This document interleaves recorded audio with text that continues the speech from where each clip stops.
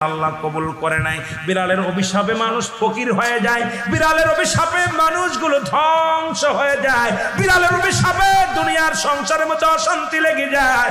বিড়ালকে ভালোবাসলে ও মুসলমান শুনে নেও, এই বিলাইকে ভালোবাসলে বিলাই যদি দোয়া করে, বিলার দোয়ায় আল্লাহ দরবারে অনেক ফায়দা লুটতে পারবেন। জোরে জোরে চিল্লায় বলা যাবে না মারহাবা। এখানেও নবী বিড়ালকে ভালোবাসতেন।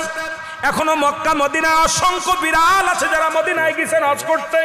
আমাদের সভাপতি সাহেবও গেছেন। অসংখ্য বিড়াল গুলো দেখবেন মদিনার মনোয়ারায় রাসূলুল্লাহর রওজার আশেপাশে, কাবা শরীফের আশেপাশে অসংখ্য বিড়াল। ধরে বলেন ঠিক কি না? এত সুন্দর বিড়াল যারা মক্কা মদিনায় দেখে আসছেন তাদের কাছে জিগাইবেন বিড়াল আছে কি না আছে। এই বিলাইদেরকে ভালোবাসবেন, বিলাইকে অভিশাপ দিবেন না। একবার এক মহিলা অমুসলমান রাসূলুল্লাহর কদমের মধ্যে একজন বিড়ালকে বিষ পান